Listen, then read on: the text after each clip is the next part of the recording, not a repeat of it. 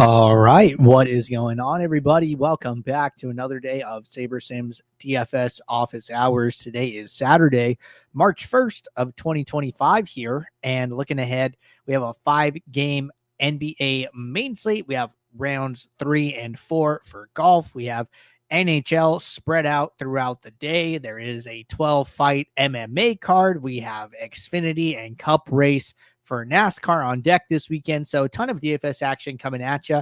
For those of you who are new here, welcome. My name is Andrew. I'm one of the coaches over here at SaberSim. This is a show where we go over how to use the SaberSim app, answer any and all DFS related questions.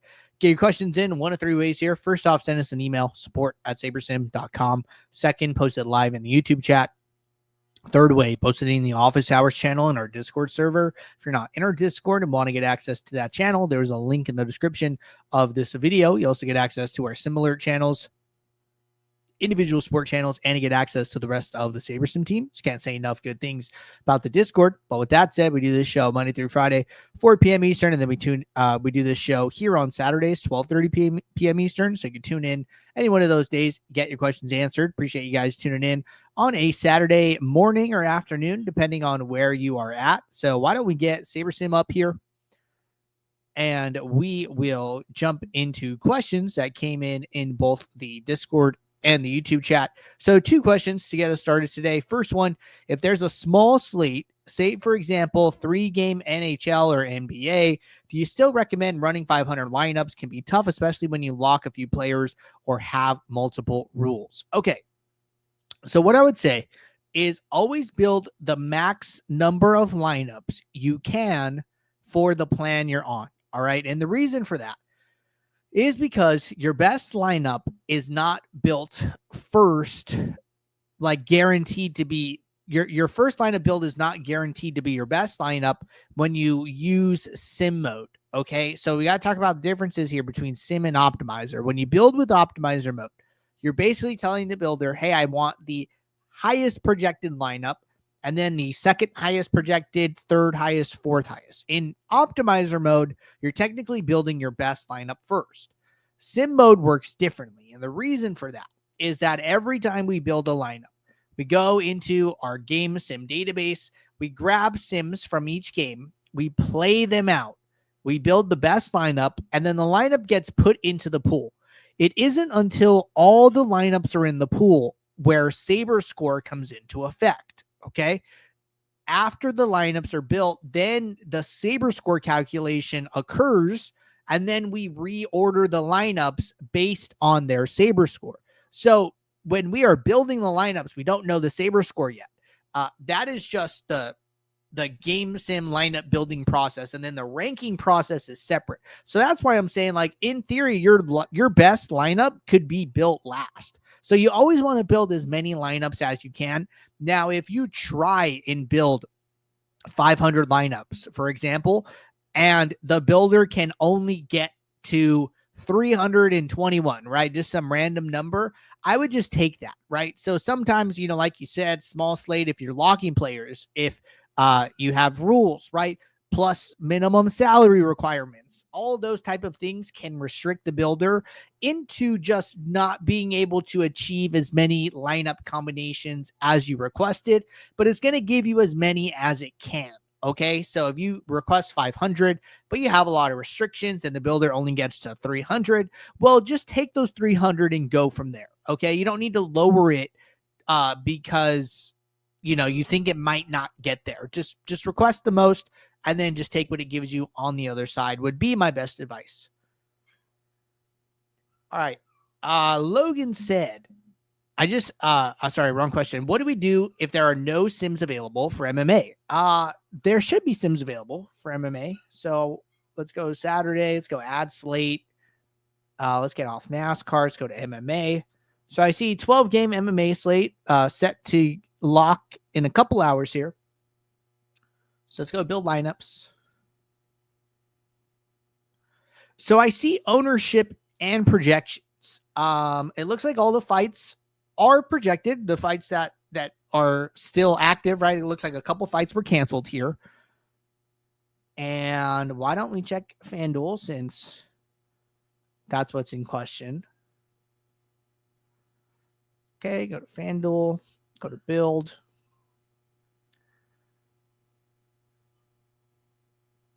So seeing projections and ownership. So I'm not sure which sims you're referring to, but there's two sims, right? First is like the fight sim, right? Projections and ownership. So that part looks good.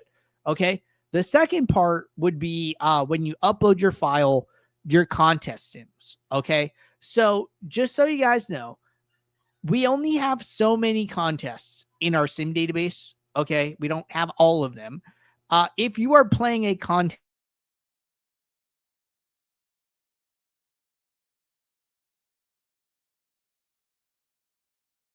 what will happen effectively is that you upload your entries file.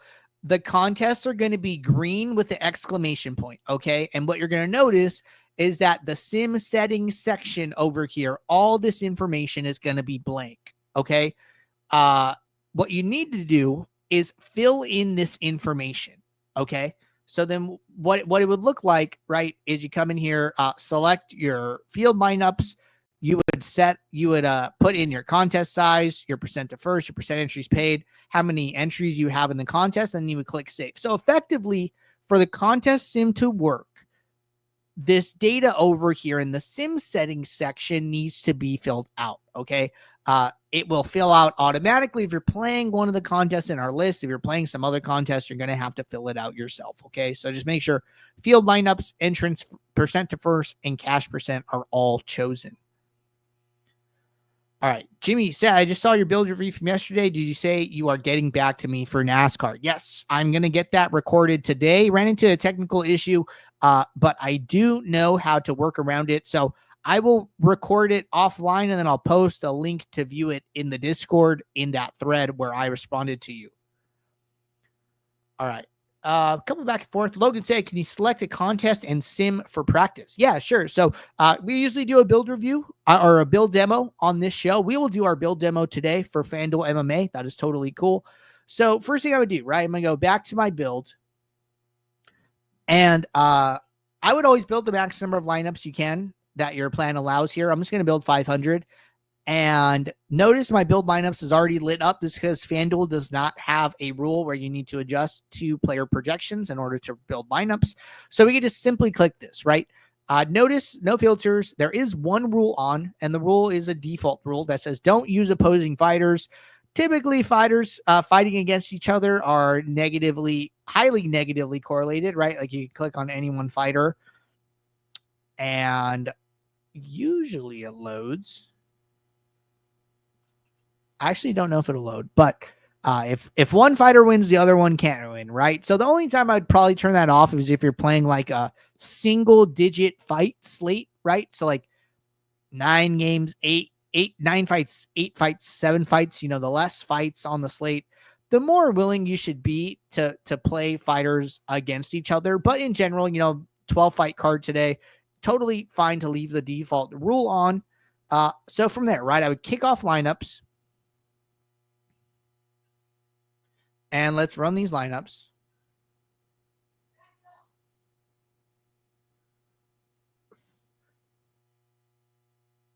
So we're just waiting for this build to finish.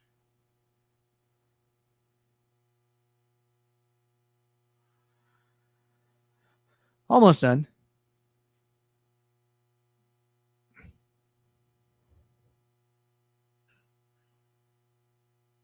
All right. Build is finishing up now.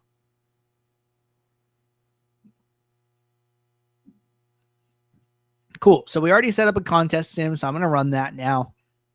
I'm going to sort by exposure. Just move some columns around while we wait. So switches to ROI automatically. If you have a contest file uploaded, you're all set. But I'm going to switch to my manual contest sim here. All right. So what contest was this? So this looks like the flagship contest. Let's just say we're entering 20 lineups into it. Totally cool. So 20 lineups, sorting by ROI. I have my average projection. I like to set up an average ROI one as well. It is MMA, so we do have to be a little bit dupe conscious here. What I like to do is set up a geomean custom metric, which looks like this, my own product geomean value. I just renamed it here. Save that, right? You can use this add metric button over here on the side. It populates, and then I can just filter here. So what I typically do is just filter out 10 to 20% of my lineups, and I'm trying to filter out the highest geomean lineups. So I just say show lineups with my geomean custom metric less than, and then I make up a number, right? So let's just start with 40. See what 40 does. All right. That got rid of 36 lineups, so we can go a little bit lower. Try 39. And now that's gotten 57 lineups in the trash. So this is just above 10% of our lineups. This is fine, right? We're trying to get rid of some of the lineups that we think are most likely to be duplicated, and using geomean is a good way of estimating that. So we've accounted for geomean here. Also like to set up, and I'm just going to rename this so I can know what it is. Reminder that these filters carry over to future slates. So if you just name them, you can reuse them. And then I'm going to do an ROI one too. ROI. So I'm going to say show lineups with ROI greater than 0. And then that takes out an additional, 170-ish lineups, something like that. So now I've taken my lineup, my lineup pool that was at 500, and I've shrunk it down to 261. So I'm trying to narrow in on the lineups that I want to consider playing. Okay. This is good, right? Now I would consider these aggregate metrics like my baseline. I'm looking at my exposures and my leverage, and I'm trying to figure out like, hey, am I comfortable with the leverages that I'm seeing? This is a good opportunity if you want to use min uniques, get some diversification. Going from 1 unique to 2 is totally fine. That only gets us like a little further down in our lineup pool, right? We go down to lineup 31. We could try 3. It's a bigger jump, right? We lose a lot more projection. Leverages are super flat.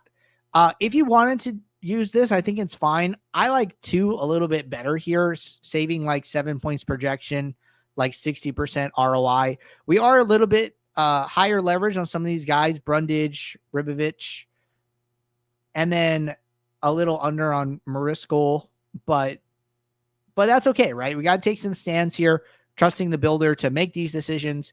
And we are at least getting to 2 uniques from 1, right? So I'd be pretty happy here. I'd be ready to save my lineups and upload them into my contest.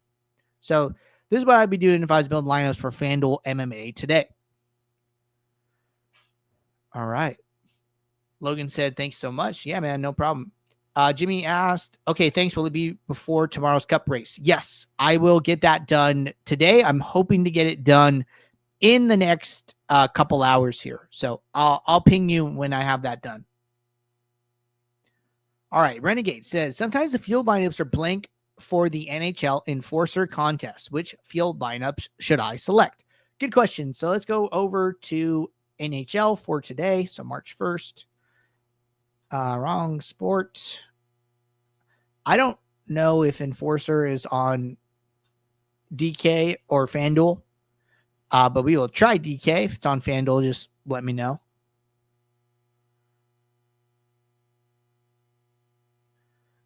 Okay, Enforcer here. So NHL 2K Enforcer, 5 entry max, $3. So here it says low stakes 20 max. Okay, so like this is the default. But if it were blank, or if any contest for that matter were blank, how would you know what to put? The easiest way to do this, right click on any contest, click add custom contest sim, and then in this field lineup section, go to this little I for information. And if you hover over it, you're going to get a pop-up. And it'll say our field lineup entry fees are generally broken down like this. Low stakes contests, $4 and under. Flagship is $4.01 to $30. Medium stakes is $30.01 to $99.99. And then high stakes is $100 or more. So where would this contest fit, right? So it's $3. So then that would make it a low stakes contest, right? And then it is a 5 entry max. So the way this works is that contests with 1 entry get single entry status. any contest with 2, with 3, with 5, default to the 20 max. Now, if you wanted to change it, you could, right? So we've had some discussions here or in Discord about like taking a 3 max and changing it to single entry.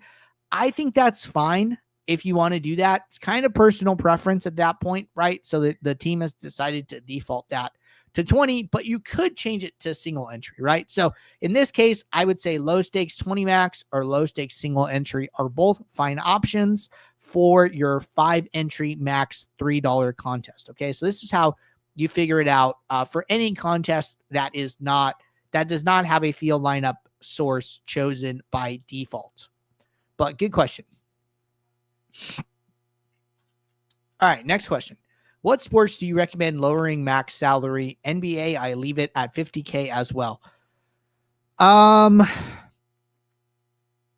So the only time I would consider lowering max salary would be in a sport where duplication is very heavy. So sports like NASCAR, sports like you could try it for NBA Showdown and see how you grade out in post-contest sims. NFL Showdown. MLB Showdown, you probably don't have to because duping is a little less likely in sports like that. But just think about as duplication goes up, typically max salary lineups are duplicated more often. So you can lower your max salary in order to try to avoid dupes, right? So I'm thinking like late round 3 showdown, late round 4 showdown, for golf, right? For golf. So any sport where duplication is super high is where you want to consider doing that. And one of the easiest ways, right, is like, okay, well, how do I know if a sport is highly duplicated? Just go back and check in flashback, right? Let's say we go back to let's say I want to check NHL Showdown. Like, hey, I'm actually not sure how likely lineups are to be duplicated in NHL Showdown. Well, then go back to a past NHL Showdown slate, right? Let's say we're going to do the $15 7 max here. We click on it. We go to users. What I would do is I would look at users who entered the max and I would sort by sim ROI. And then I would check the average dupes column, right? So here it's 1, it's 2, it's 1, it's 0, right? This kind of tells me like, hey, this contest in particular, duplication, not a huge factor. I always say, don't adjust for duplication until it like slaps you in the face, right? So like you're playing and then you win and you're like heavily duped. Well, okay, now we should probably add that to our process, right? Or if you see the contest flashback results ahead of time, then you can start to do that, right? So that's going to be your best indication, in my opinion, for trying to figure out if you should account for duplication or not. And lowering max salary is one way of doing that. All right. Logan said, I've been selecting high stakes MME contests and simming using an optimizer build. So we don't recommend using optimizer mode. You know, we like sticking with sim mode. We think that using sim mode is generally better. But you could use optimizer mode if you want. Again, you know, if you're playing a high stakes MME contest, then yeah, that's the right field, but it's going to depend on what contest you're playing. And I would follow those information guidelines about like which contests fall inside which buckets. So follow those, consider using sim mode. We do think it's better. So, all right. Jimmy said, you say always play positive ROI lineups. However, I feel contests that are easily duped, one can get away with negative ROI lineups. What do you think? I mean, you know, it's not to say that negative ROI lineups never win, because they do, right? Negative ROI lineups win. It's not that they never win. It's just that, like, if you play the slate out, you know, 100,000 times, they lose more often than they win. So take, for instance, like a lineup.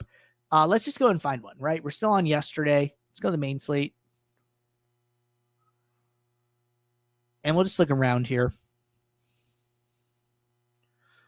So let's go to the contest tab. This is just something I was demoing with. Let's go to the flagship, right? We check out the flagship.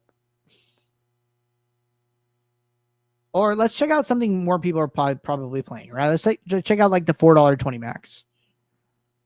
So let's see what $4.20 max looks like. This was sim positive. Oh, this was a Saber Sim user actually. JPME. I saw the screenshot come in. So congrats there.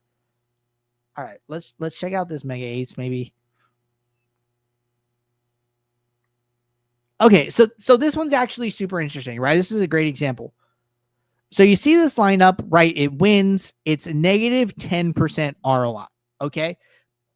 That doesn't mean it never wins, right? Like this lineup still has a win rate, still has a cash rate. So we're saying that this lineup wins 0.3% of the time. This lineup cashes 18% of the time, right? And I don't know what the cashing percent is on this contest. 19.2, right? 19.2. So the easiest way to explain this is to take like a $1 single entry, just because the math kind of makes sense. So say I have a $1. Let's make this big.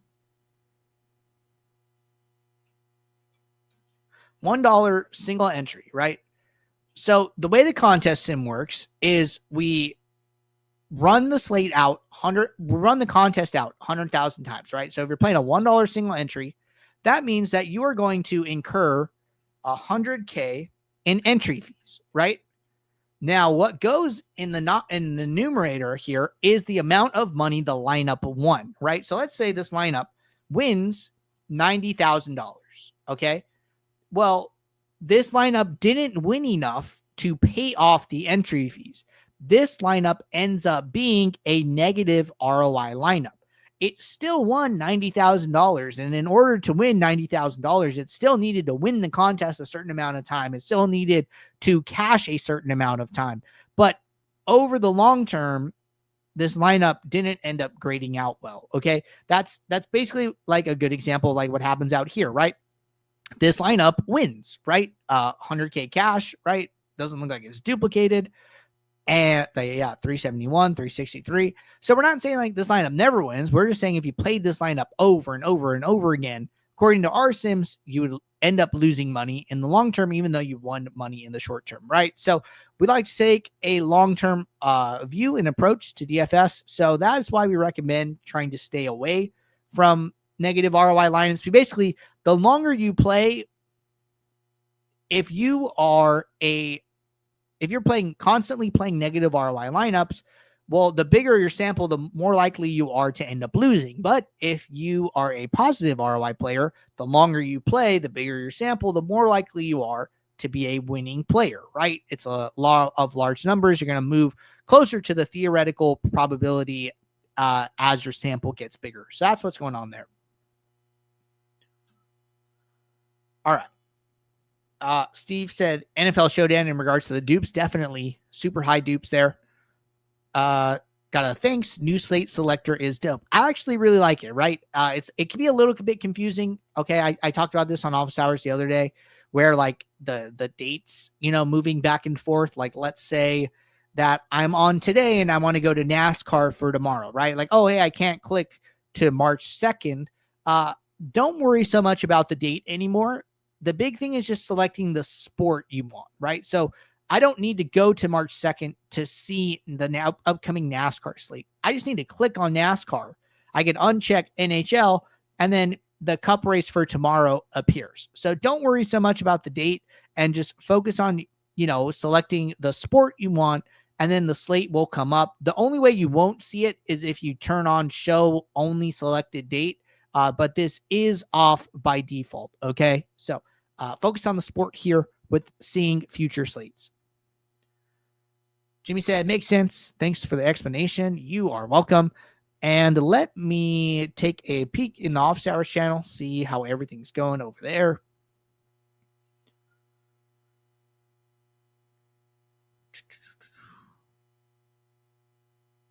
And got another question over there, so why don't we bring that up here? Right, all right.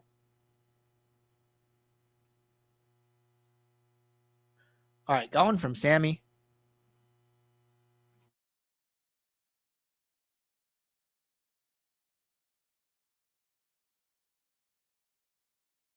Let me read that again. When doing contest sims for single entry, is it feasible to use autofill and differentiate the rank fill based on fee or prize pool? Thanks. So if you're doing contest sims for single entry, do you want to use autofill and differentiate the rank based on fee or prize pool? So if you're using contest sims and you're using autofill, what's going to happen is that each contest is going to have, well, each lineup is going to have a different ROI for each contest that you're playing, right? So when you're using autofill, remember that you're using contest specific ROI. So the lineups get resorted for each contest that you're filling. So when you're using autofill, you're always sorting contest specific, and you don't need to focus on reordering your lineups if you're using rank fill, right? Because what rank fill does is it allows a lineup to be used in more than one contest if it is the best option available. The only time you need to worry about sorting your lineups based on fee or prize pool would be if you're using unique rank. And the reason for that is because once a lineup is used once, it gets removed and is not allowed to be used again. So if you are only allowing the builder to use a lineup one time, well, you probably want to make sure that it gets into the best contest first rather than a lower dollar contest first, and then a worse lineup has to go into your higher dollar contest when it gets to it lower down the list. So that's the big thing there. All right. And then follow up, adding to my question, is it okay to leave those negative ROI for those sports that results from the single game contest? Similar to Jimmy's question earlier, I would take them out. I wouldn't focus on playing those. I would try to avoid them as much as possible. So if you missed it, me answering Jimmy's question a little bit ago about playing positive and negative ROI lineups, just rewind a little bit and catch that. But we basically broke it down pretty in depth here. All right. I think we are caught up here in both office hours and Discord. Appreciate you guys tuning in on a Saturday here. I'll be back Monday, 4 p.m. Eastern for our next show. So until then, everybody, take care. Good luck. Thanks. Bye.